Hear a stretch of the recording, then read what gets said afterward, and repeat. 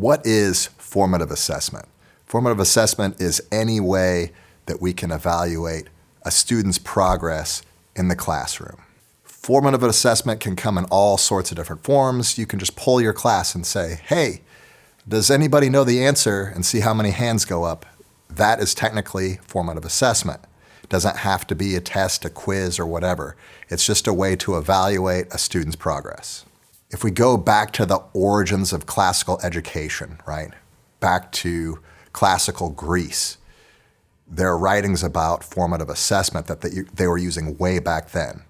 And I like the Grecian structure of education. I know I don't have to tell orchestra teachers how highly the Greeks thought of music education. And so a lot of my philosophy comes from the Greeks. And we've kind of modernized it and updated it, but the basics are still there. The Greeks thought it was very important to evaluate students, and I think it's important too. In 1646, Harvard University started to use summative assessment, so they had exit exams that students were required to take and pass in order to get their degrees.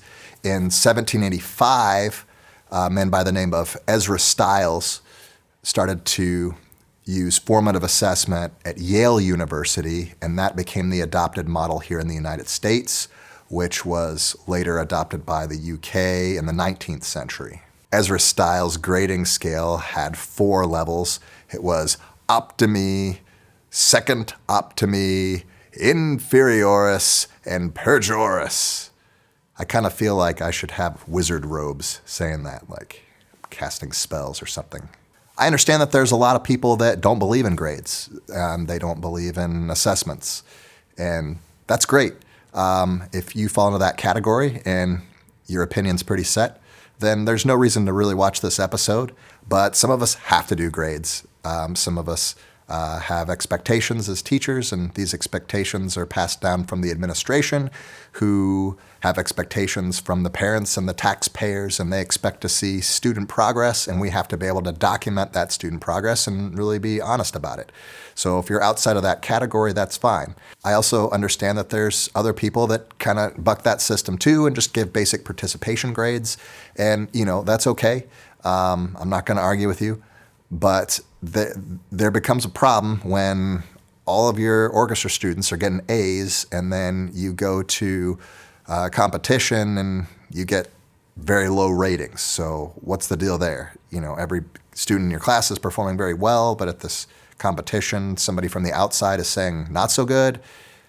That could be a problem.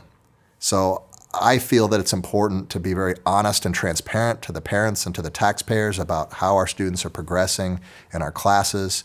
And that's why I decided to make an episode on formative assessments. So basically there's 2 components. There is the student accountability, and then there is the teacher accountability.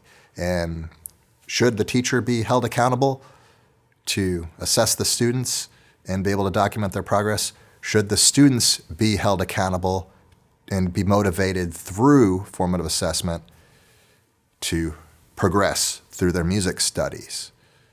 For me, the answer is yes, and I would one day like to have somebody on the channel do an episode or an interview with somebody who disagrees and share their ideas as well.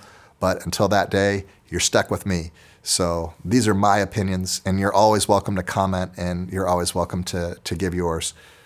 I'm not going to censor any comments unless they're like advertisements from some Korean video game company. Those get deleted frequently. But if you have another opinion, you're welcome to share it here. So yes, I do quite a bit of formative assessment for my students, but I try to make it as easy for me and as easy for the students as possible. I try to make it productive. And in the next video, I'm going to talk about the assessment criteria that I use and how to make it easier for me to grade and easier for the students to submit their assessments. So we'll see you in the next one.